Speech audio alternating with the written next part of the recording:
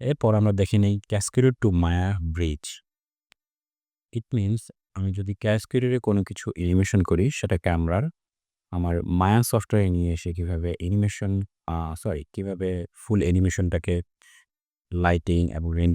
Lighting এবং others কাজগুলো দ্বারা ফুললি একটা আউটপুট অবস্থায় নিয়ে এসে রেন্ডারিং করা যায়, সেক্ষেত্রে এই ব্রিজটা খুবই আমাদের সহায়ক হবে। সো আমি যদি দেখিয়ে দেই যে আসলে ব্রিজটা কীভাবে আ ডাউনলোড করতে হয়, কীভাবে ইনস্টল দিতে হয়। তো আমি যদি আমার লিঙ্কে যাই তাহলে আরেকটা অপশন পাওয়া যায় যে click here to go to the GitHub site and then এখানে GitHub থেকে আমি চাইলেই এটা ডাউনলোড করে নিতে পারি। তো এখানে একটা পাইথন ফাইল আছে মায়াক্যাস installer.py, এটাকে আমি ডাউনলোড করে নিব। সো আমি আসলে আমাদের একটা জায়গায় রেখে দেই।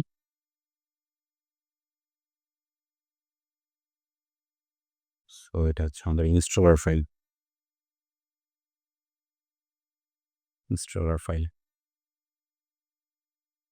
এটা যখন ডাউনলোড হয়ে যাবে আমাদের কাজ খুবই সামান্য।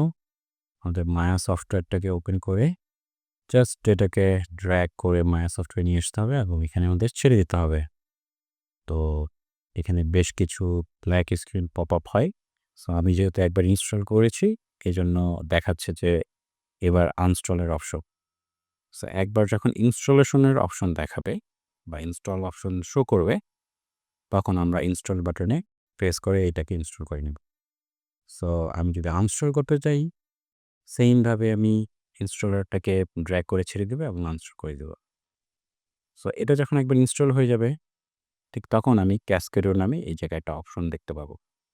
সো এখানে আমি যদি প্রেস করি তাহলে দেখা যাবে যে বেশ কিছু অপশন শো আপ করে। কুইক এক্সপোর্ট, আপডেট, স্যান্টো এবং স্যান্টো আসলে জিনিসটা কি? কারেন্ট সিন নাকি নতুন সিন?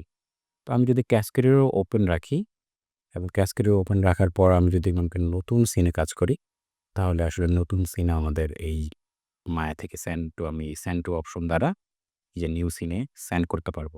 ইট মিনস আমি যদি কোনো এনভায়রনমেন্ট এখানে আমি তৈরি করি, জাস্ট লাইক যদি এখানে একটা বক্স দিয়ে জিনিসটাকে বুঝাই, লেটস সে এটা একটা আমাদের ফ্লোর।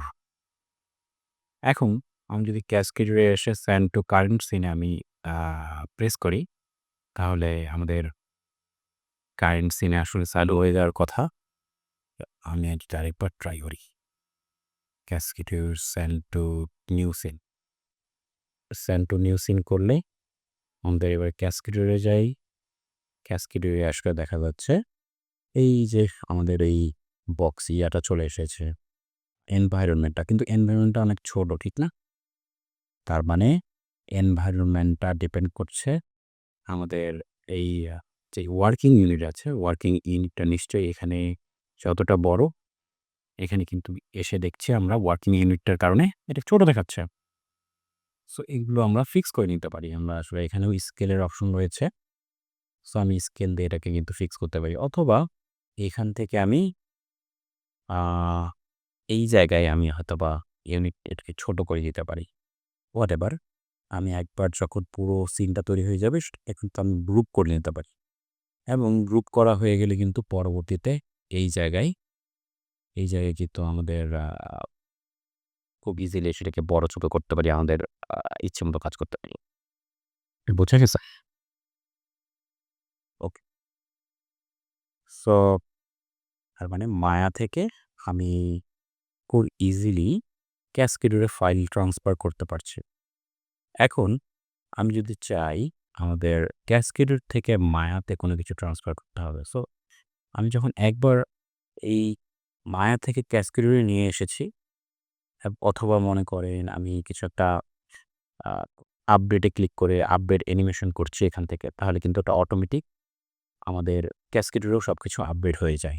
সাপোজ আমি মায়া থেকে অ্যানিমেশন ক্যাসকেডে নিতে যাচ্ছি। সো ওই ক্ষেত্রে আমাদের আপডেট বাটনে এই অপশনগুলো আমরা লিখতে পারি। Update animation, update models, update textures. So এগুলো কিন্তু আপডেট করা যায়।